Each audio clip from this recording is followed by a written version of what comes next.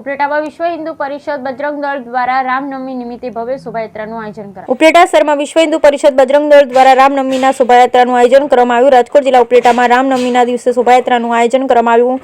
શોભાયાત્રાનું પ્રસ્થાન ત્રિલોકનાથ મહાદેવ મંદિર ખાતેથી કરવામાં આવ્યું હતું, જેમાં મોટી સંખ્યામાં ભાવિક ભક્તો જોડાયા તેમજ વિવિધ સમાજના આગેવાનો દ્વારા શોભાયાત્રાનું ઠેર ઠેર સ્વાગત કરવામાં આવ્યું. ત્રિલોકનાથ મંદિર શરૂ થઈ હતી અને વિવિધ વિસ્તારમાં ફરી હતી, જેમાં બસ સ્ટેન્ડ ચોક, વર્લ્ડ ચોક, બાપુના બાવલા ચોક થઈ અને બડા બજરંગ મંદિરે મહાઆરતી કરી શોભાયાત્રાની પૂર્ણાહુતિ કરવામાં આવેલ. શોભાયાત્રામાં વિવિધ સમાજના આગેવાનો જોડાયા, જેમાં વિશ્વ હિન્દુ પરિષદ તથા બજરંગ દળના કાર્યકર્તાઓ મોટી સંખ્યામાં જોડાયા હતા અને જય જય શ્રી રામના નારા લાગ્યા અને સમસ્ત હિન્દુ સમાજમાં ખુશીનો માહોલ જોવા મળ્યો. વિશ્વ હિન્દુ પરિષદ તથા બજરંગ દળના કાર્યકર્તાઓ દ્વારા ભારે જહેમત ઉઠાવવામાં આવી. બ્યુરો રિપોર્ટ વિપુલ ધામેચા, ઉપલેટા.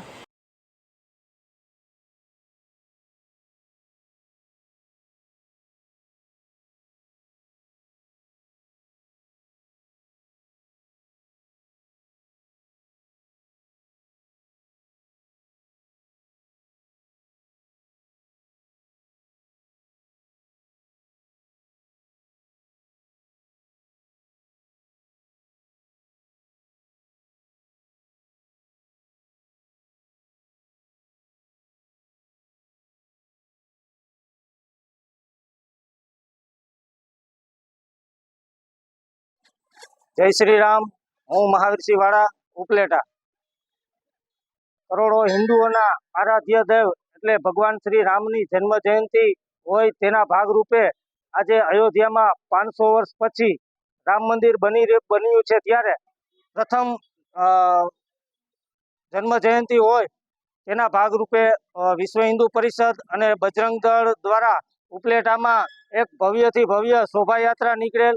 આ શોભાયાત્રામાં હિન્દુ ધર્મના ભાઈઓ તથા બહેનો સૌ હર્ષોલ્લાસ સાથે જોડેલા.